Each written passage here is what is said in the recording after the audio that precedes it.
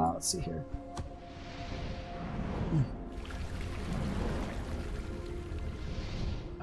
Ooh, everyone's getting old. Let's see here. I'm gonna do William Mercury, Hardy Kingmaker, Might of the Walrus. Pretty solid. Samuel Mercury. Not so much. Siobhan Crocodile? No. Cameron. Wiley. Jan. Sickly, quick, bountiful, young at heart, wily, might. Let's do Jan. I like Jan there. Yeah, Rover, it's very similar to the XCOM panic system. So in XCOM, it's what is it? There are 5 levels, I think. But yeah, here there are 3. And so if a region ever hits 3, then the region is lost forever. And so you have to be real careful about that. And so if you defend a region, it not only does it prevent that from incrementing by 1, but it also reduces its current level of corruption by 1.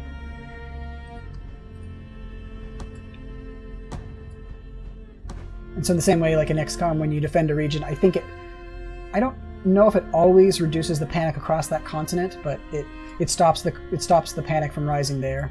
And so it's a very similar system. Okay. So we've got Jan Crocodilus, Maya Burnhelm, who's excellent, Peter Crocodilus, Lefia Crocodilus. I think I might sub you out, actually. Let's see if we can find someone that's a little younger. That would be good. Lelouch Crocodile? Nope. Joshua Crocodilus? Nope. Actar Mercury? Nope. Alexandra?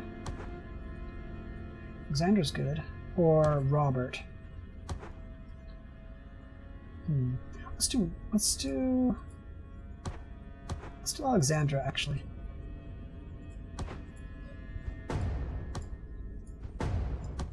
I like stand ground better. Confirm. Wait, yeah. Okay, Caber, advanced Caber armor. Excellent. Oops. There we go. And then I could do the Sponge Stone. Particularly, it could be good on a Caber, especially if you have when you get the Kill Rage, because then you get multiple attacks a turn to help heal off the damage. I think in general, though, the Vital Band is probably nicer because it doesn't require. It just gives you a whole bunch of extra hit points, and then, you know, if your character is dead, they can't regain their hit points. So, and let's see if we can have a new Flügermeinz up as well. I'm gonna replace my Flügermeinz with I think Ulrich has no personality whatsoever. Susan, quick. Let's do Susan. I like Susan here. So I'm gonna Anarchy Slinger, powerful but erratic thrower made from rupture parts. Okay. I've never done that before. It's super cool. I'm gonna give her the cool armor, and she's got Wonder Pants on. Instead, I'm gonna give her the Vital Band, I guess. And I'll just do that. Okay. Okay. So this looks like a good team to send in there. I'll have to level up these guys when I get in, I think. But I'm going to take a super... Wonder Pants are hot. Yeah. I've never used them before, really. And in this one, I think it would only affect stopping the Wrinklers. So, but I'm going to take a super quick break. I'll be back in like 2 to 3 minutes, guys. And then we will do this mission. And maybe I can drop some food along the way. I'm not sure. But yeah, AFK for just a couple seconds here. Whew. Okay. I just have one bite of cookie before I get going. The pizza will have to wait.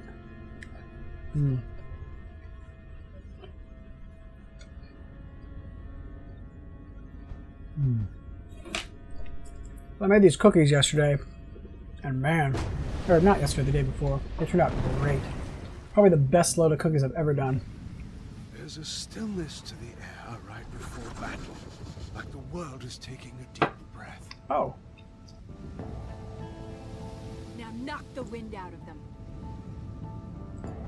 Let's do this.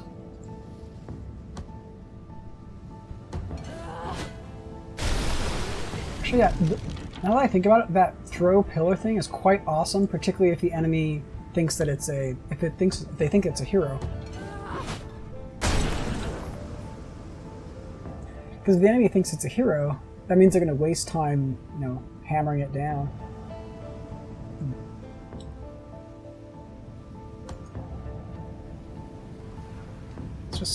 Let's let our bees do the work and we'll just sort of casually stroll away from them.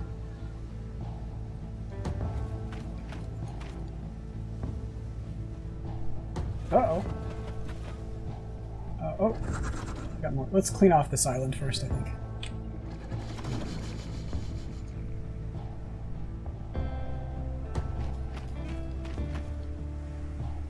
You can't move though.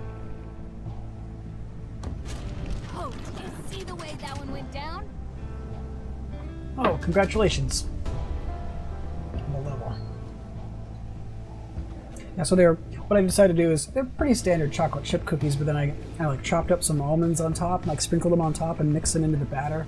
So it's sort of a mostly chocolate chip with just a little bit of almond in there. Oh man, it's just great. Sorry, I hope I'm not making you guys hungry. It's not my intent. My intent is not to have you leave my channel and go get food. Or leave my stream and go get food. Anyway. Yeah, that was super cool though that everyone came to stop by. I really appreciate the folks over at Double Fine giving me all that free exposure. It's super cool, and their game is pretty awesome. So, oh, what do you know? So the Anarchy Slinger makes it. It turns it into a 9x9 or a 3x3 grid as opposed to a cross or a plus sign. That's really cool.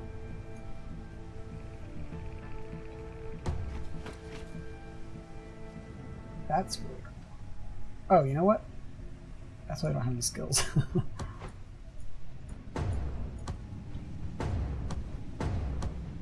Let's see here.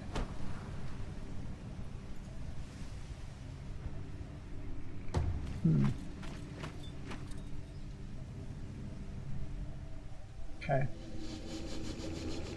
Let's go up to here.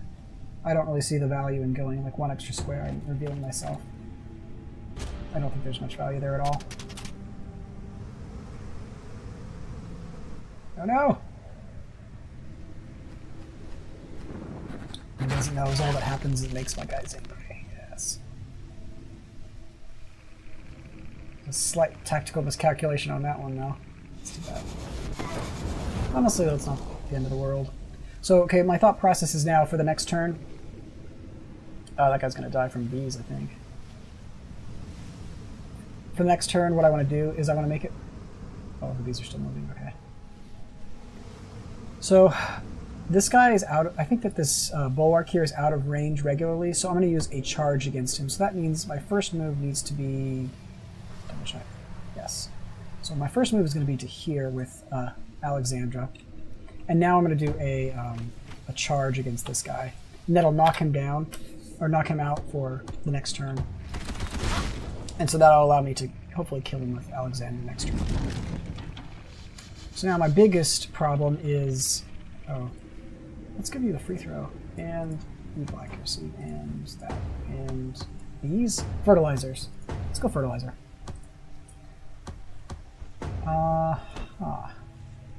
I think this is... well, no. Peter? I'm going to have Jan get the... Oh, shoot. Really? That's too bad. Oops. I'm going to have Peter get the first whack at this guy. I don't know if it's going to kill him, but...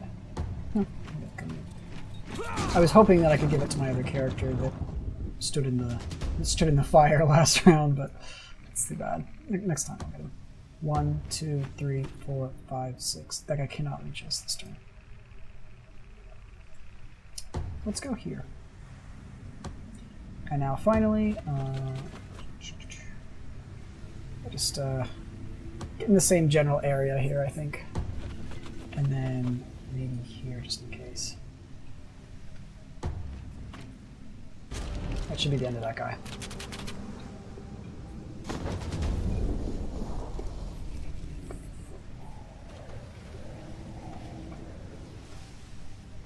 It's the second time I've run at this battle.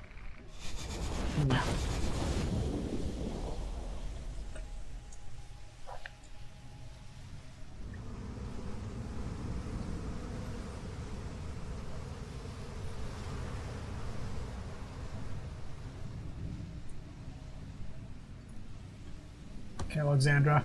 Go for it. Show us what you're made of. Excellent. For the crocodile. One must destroy the crocodile.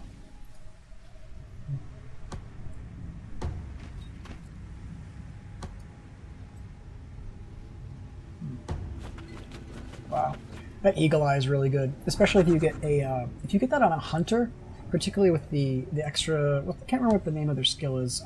That gives them the extra range, but an extra range hunter with that, it's pretty ridiculous. And especially if you tack on one of the special event things you can get is ostrich vision, which gives you another couple or three. And you can get characters that have crazy line of sight or crazy sight range.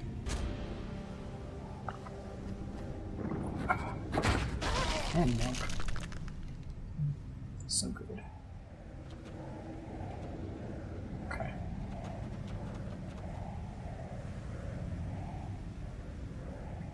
Well, first things first. Let's get this guy coming into the right direction.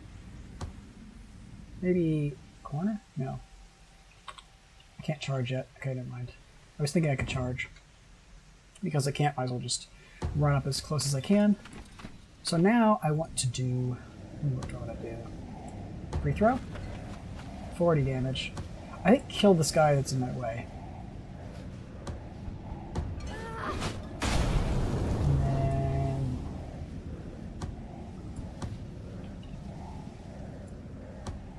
Yeah, sure. That's really cool though that it creates the that pillar. That's pretty handy too, I have to say. I don't know that I can't hit him this turn. It's too bad. Could do fertilizer. Get everyone up close and then fertilize. Sounds pretty dangerous though, especially against a bulwark.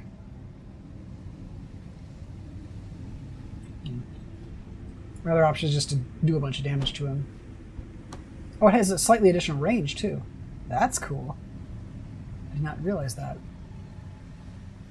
Huh. It's a solid 40 damage. Let's try it. Wow. Solid 36 damage. That's okay. Right. I think now we just get as close as we can for the next turn.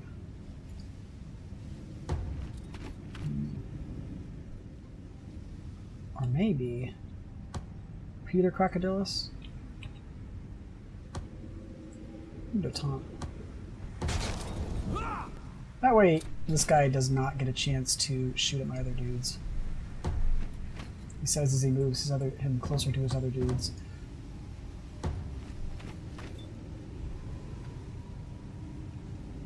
Let's see here.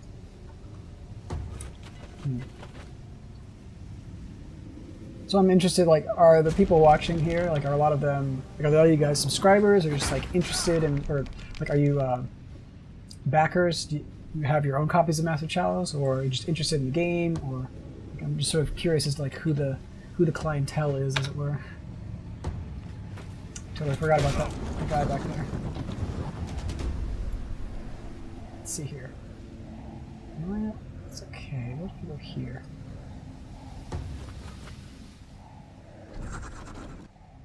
I know that they released the like it's on. I think it's on Steam now under early access, so it's pretty sweet.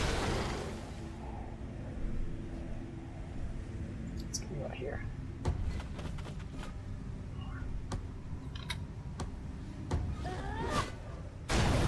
That's solid. You're interested? Yeah. It's very similar.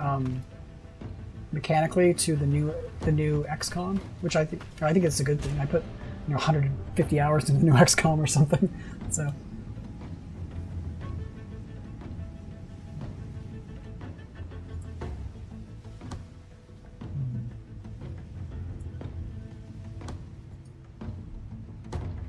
Bad Panda TV. That sounds awesome. I think it's actually in early access now, right? I saw the email this morning and I kind of skimmed over it, so... Yeah.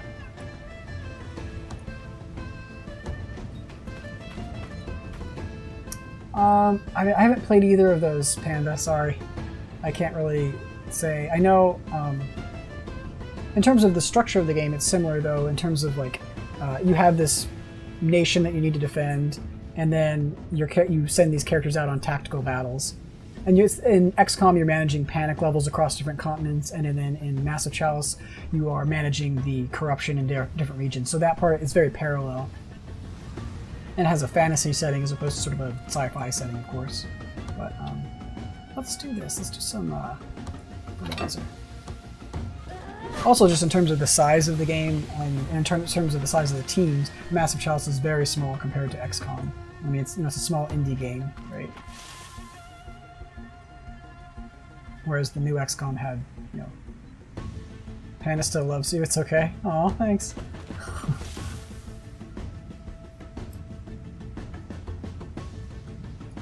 Yeah, so, yeah, I never played Banner Saga, or I'm assuming FFT is Final Fantasy Tactics. Is that what you mean?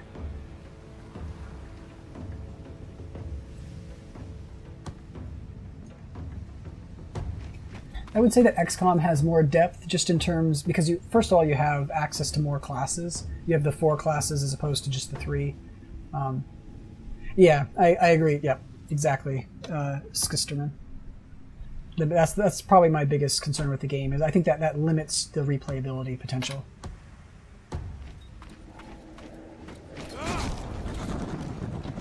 But when they add in, if they add in the hybrid classes, I think that'll help, or DLC or something. I think that's good. And again, it's obviously if I thought it was a silly game, I don't think I would have dumped the last 50 hours of 50 hours of the last couple weeks into this game. So I've been having a lot of fun with it. Although I do agree, my only concern is that I think that replayability might be a little bit less than XCOM, but I don't know. Again, I've only played. This is my second playthrough, so we'll see. And it's still beta, so a lot of stuff can change.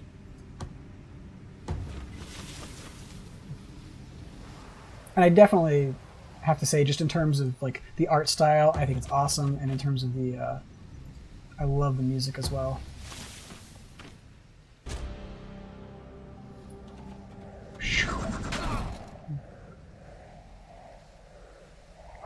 Yeah, if you like having a lot of classes, you can try. You're playing new XCOM. You can do Long War, which it makes it so that I think instead of 4 classes, there are 8, 10. I can't remember. I've only played it a little bit, but it was pretty fun. So, and it really grinds the pace of the game way down. So, just it's a different experience really, but I enjoyed it. So, let's see here. I'm gonna go. Oh, can't quite make the. Let's see. Oh, bam! It's I think it's like 8 or 10 classes. I can't remember what it is. Yeah, I remember. I think they give you 3 choices for each level, that are one from 2 of the other base classes. I can't remember exactly how it works. It's been a long time since I played that game.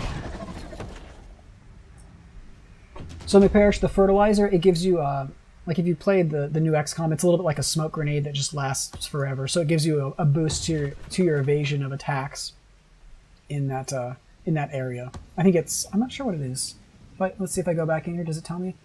It says obscured.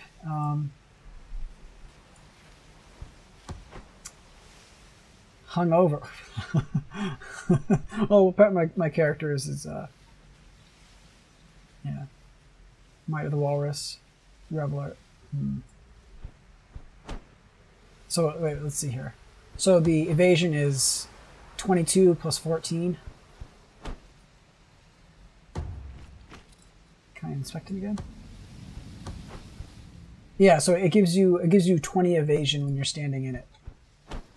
So pretty solid. I like putting them on choke points when I know I'm gonna have to put my guys there. Let's just do a free throw. Let's not. Let's just move up. So.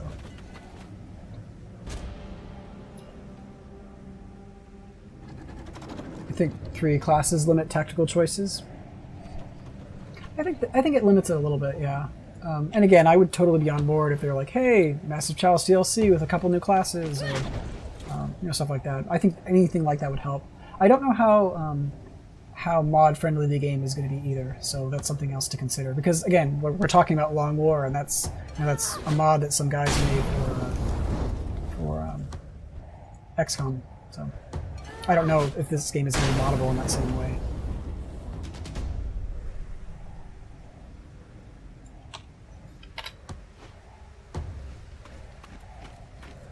Really, guys? Let's see here. Oh no! Oh. I'm really gonna hit him. Oh, I'm gonna take another hit from this Wrinkler. That's too bad. Using a bottle? Nope. Actually, wait. So each class has you have essentially just you have a level 2 skill, a level 10 skill, and in each level you have 2 options to choose from. So like here's an example. So you've got the free throw, which gives you a free shot, and you decide, okay, do I want damage over time on my flasks or slightly more accurate flasks? This is the Alchemist class. And then you have the throw items versus extra item slot. It's just it's very similar to XCOM, where you choose between the two options in that regard. And again, I think that they're going to be adding the hybrid class as well, but I don't know what that looks like yet, because they haven't done it. So, which would be pretty sweet. Oh, what? That was just mean. So, although that was quite lucky, because that guy might have been able to do something crazy where he hits like 3 guys. Okay. And so I think really a big part of it with this game compared to something like XCOM is that you're managing a bloodline rather than managing a specific character. And so I think a lot of the fun is making those matches and like deciding, okay, do I retire this character? Do I marry them? Or, do I set them as a standard to try to get them their traits to other characters? And so I think a lot of the gameplay is I think that part is very interesting. That's very different than XCOM, because XCOM doesn't have anything like that, right? It's like you have your awesome heroes or you have your awesome soldiers, and they become more and more awesome as the game progresses. So that's a very different thing to sort of be managing like this long-term families. But let's throw fertilizer. I don't know. Be fun.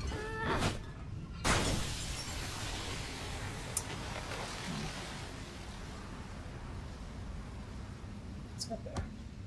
If you weren't hungover, you'd be able to get in the battle, buddy.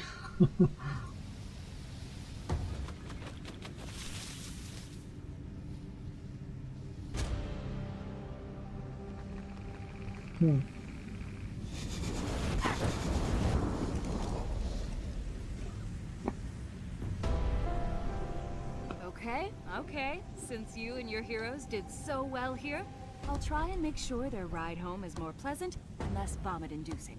They've earned it. Sorry about that, everyone. The cookies are so good, though.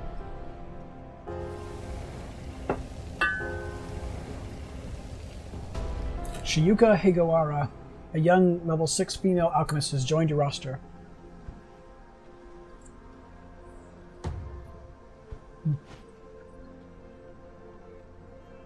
Do a third playthrough? I think so. I think my my next playthrough I'll probably do the entire thing via stream, as opposed to, again, most of my stuff I just record and I put on YouTube. But yeah, for the third one I'll probably stream the entire thing. That was what I was thinking. As far as like different strategies and different tactics, though, I might try doing caber. I might try doing like 1 hunter and then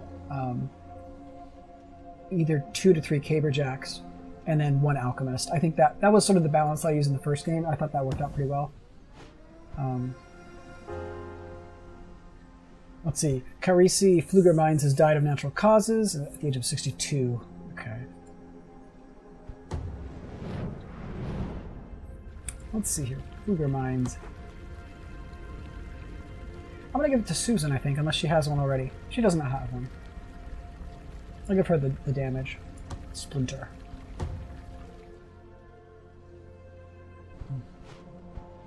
Looks solid.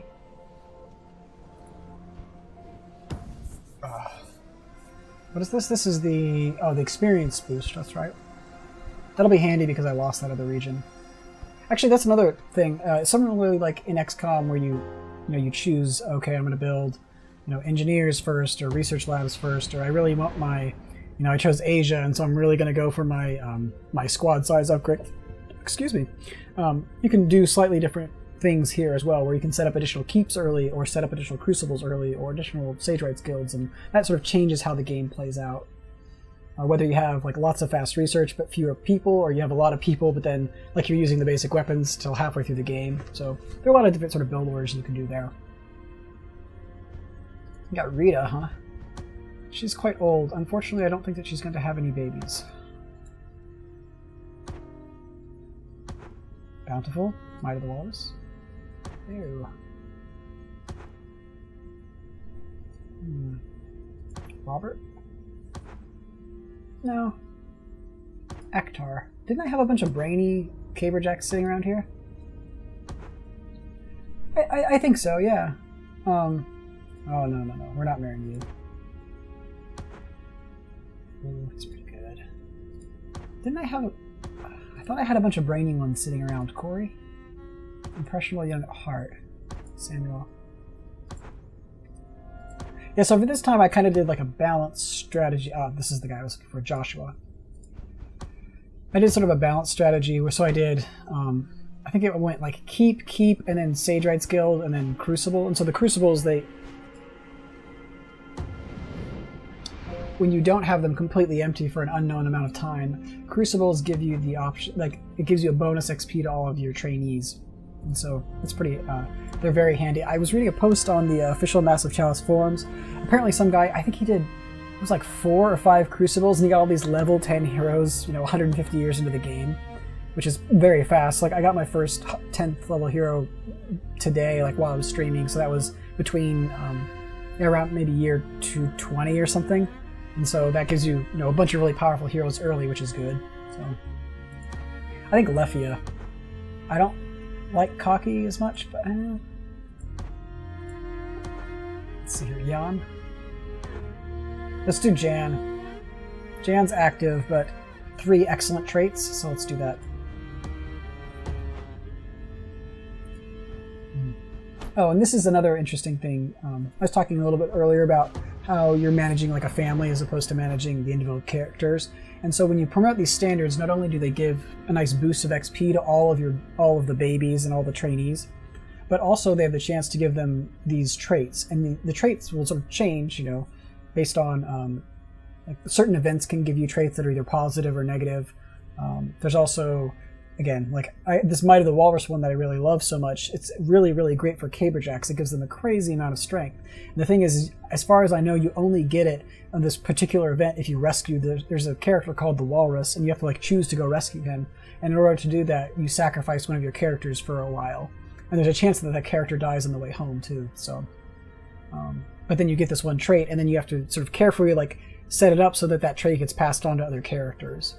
And so in my first playthrough, something like that happened, except the trait was negative. And so like one of my families had this, I sort of think of it almost like this disease, where there's this really horrible trait was passed through all of my characters. And then like that entire family had it. And so every time I'd like marry them into another family, then that family would start having the bad trait. And so it's definitely it can be a problem managing that kind of stuff. And I think it's a lot of fun. So, but you have to be a little bit of a sociopathic, eugenicist maniac in order to enjoy the game, I think, but it's fine.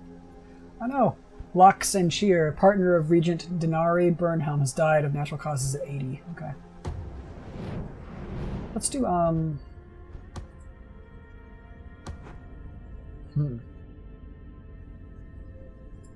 57? Oh man. If you're interested, the trait was called Disheartened, and I got it because there was an issue where I tried to, like I had married someone really young to someone really old, and then there's a random event that says like basically the marriage isn't working out. And so then the option is you tell the like you can have another family member go and try to like talk them into having like basically trying to work the marriage out, or you can like talk to them yourself. And what happened was, oh, you have a leg injury, it's too bad. Anyway, what happened was I sent one of my people to go like on my behalf to try to make their marriage better, and what happened was they failed, and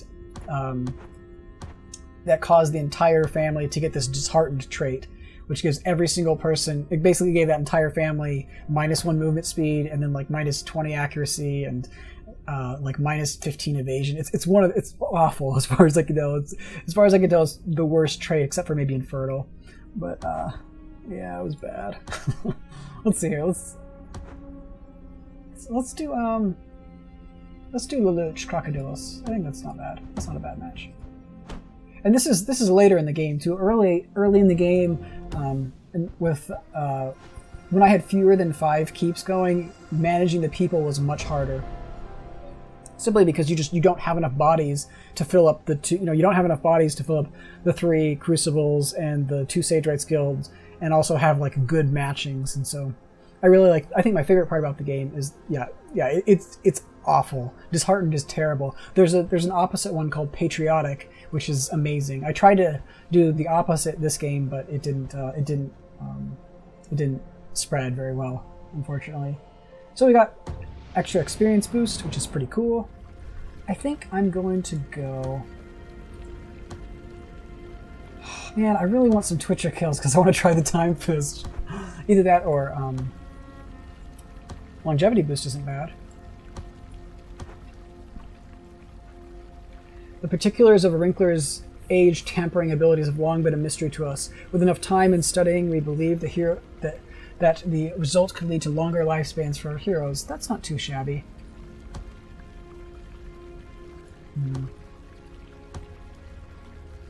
If any of you guys have watched my first season of stuff, I love the Skipping Stone. This is an amazing item, and as far as I'm concerned, you give this with level 10 Caberjacks, and it's so much fun because the Skipping Stone allows you to swap places like the Twitchers do with an enemy or an ally, and so you can really take advantage of this with Caberjacks because you can do really cool stuff with positioning. Unfortunately, I can't get it yet, or the Time Fist. I think just the longevity boost seems reasonable. I'm gonna go with this. It's not a great, it's not a, I'm not super worried about running out of people right now, but, Skyster, how many monster types are there? I think there aren't very many. I think, I think it's 8 or 9, maybe? I think it's around 8. A ruler's work is never done.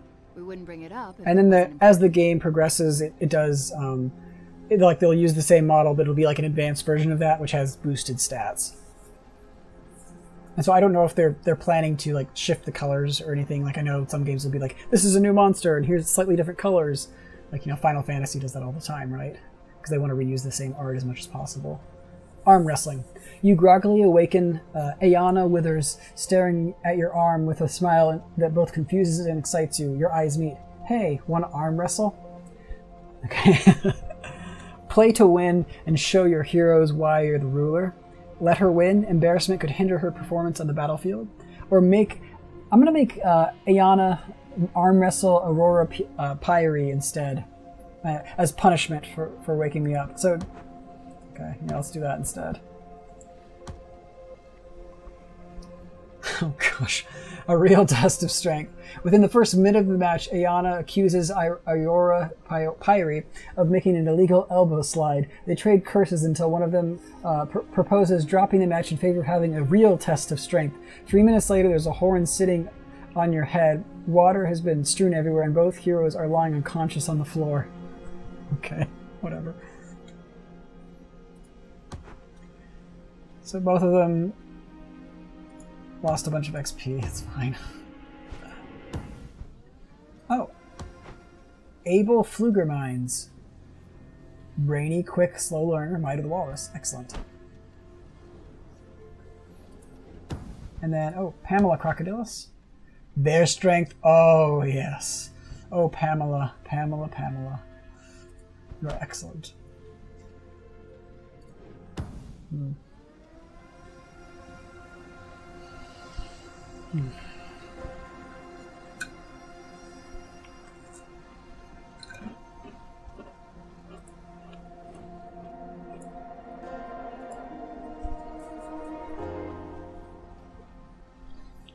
Crocodilus, regent of Crocodilopolis, has died of natural causes at 61.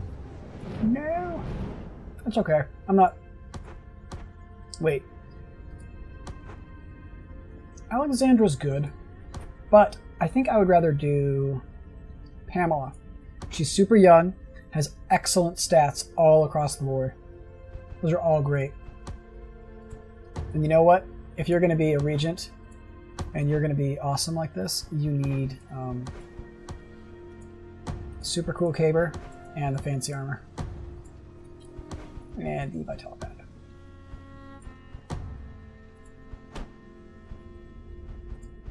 Okay, so to whom do I marry young Pamela? Jared Burnham?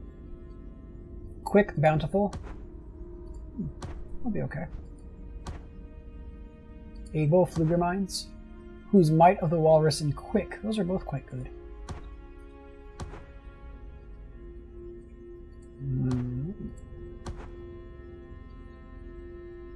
Actually, I think Ilian here would be better.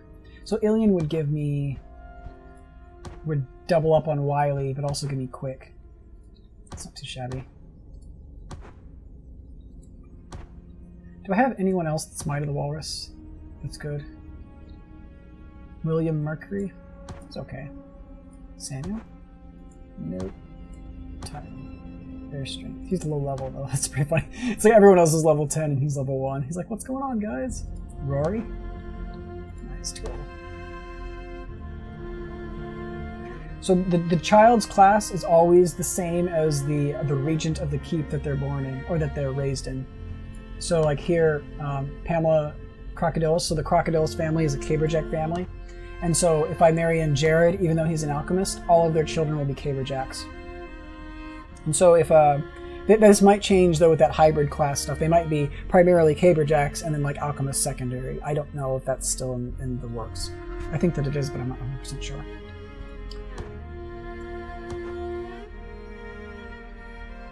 Let's do Illyrian. I think this is a good match. He's dim-witted, so he's a poor alchemist anyway. And then he will... Wait, no, he doesn't have Might of the Walrus, though, does he? Wait, this other guy didn't. Someone did. Abel. So, I like this match. I think this is better. They're close in age. It's young love. It's like a Romeo and Juliet story, except hopefully you don't die, you know, a week later. Spoiler alert. Sorry, guys. You haven't seen or read Romeo and Juliet. Isn't she 14 in that?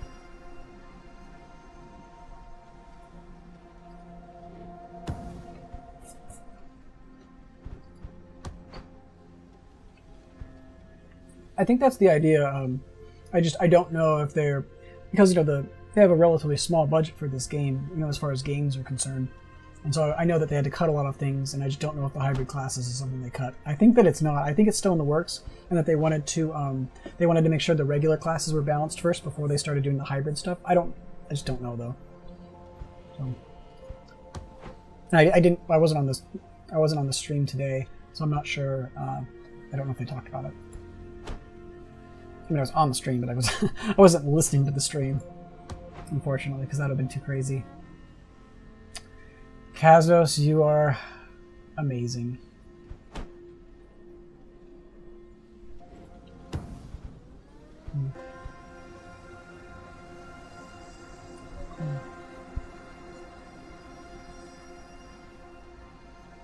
Aren't hunters really OP? I think hunters are very good considering the mechanics of the game, because against most enemies you can kill them before they have a chance to shoot back.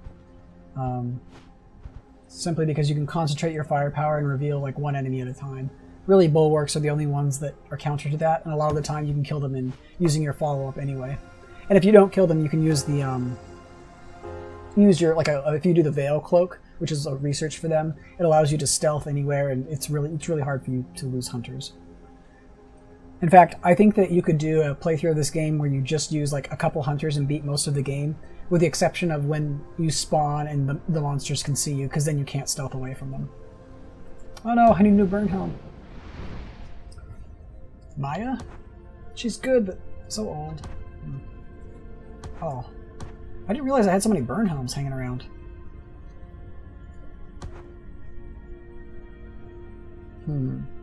Francesco.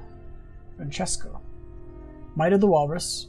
Bountiful. Queenmaker. Sickly. Unfocused. Rebel. It's okay. Jared Burnhelm. Quick and Bountiful. That's not too shabby. Mila. Puny. Lone Wolf. Ashatod? Bountiful. Puny. I think I'm going to go with Francesco. Or shall I marry him into... I'm going to go... Tough one.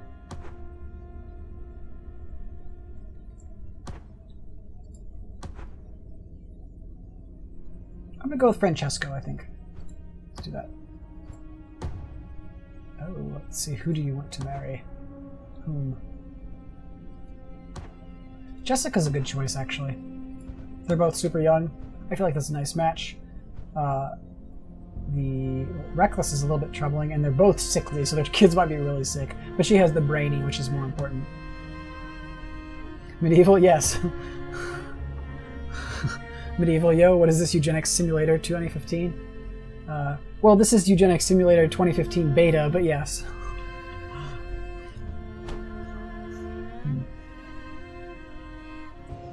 What should you research in the early game? Honestly, I spent a lot of my... I focused on buildings first in this playthrough. I don't think I researched anything until I had every single... until I had 2 Sage Rights Guilds, 5 Keeps, and 3 Crucibles. And then after that, I did... honestly, I did 3 or 4 groups of new heroes just to keep my Sage Rights Guilds full and to keep my people having being able to field 5 troops. Because in the early part of the game, you don't have enough warm bodies necessarily to do everything you want to do, and so you have to be really careful about how you do that. So I ended up having to recruit heroes, I think 3 or 4 times. You can also let's stop here for a second. Also, if you go into the keep for your heroes, or not heroes, but the research. This is something else that I ended up having to do. You can also adopt a baby boy or girl, and this takes some time out of your research, but then you get to put them in a house that you want. So like, if you know if for whatever reason you only have one child, and that child is infertile, then you can still appoint them as the regent and then adopt a baby girl or a baby boy to put under them, and then they become that household. I don't know if they carry the genetic traits. I don't think they do, but they will carry personality traits, and they do get the experience. So that's a way to continue that bloodline longer. So.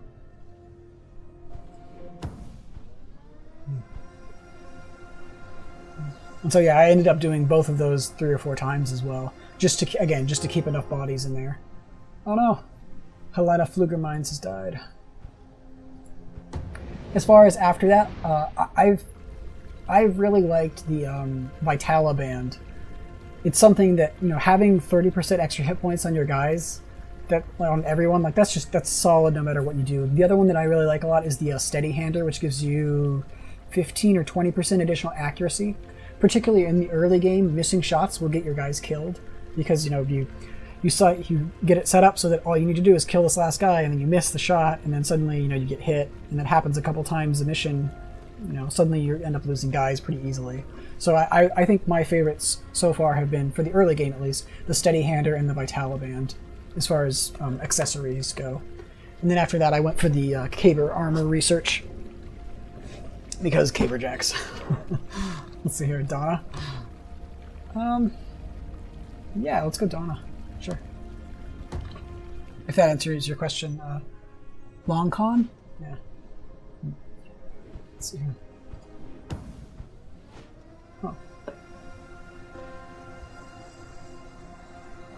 Huh. Yeah, I focused on buildings first, so almost exclusively until all 10 regions were filled. Catherine Withers, who's also slow.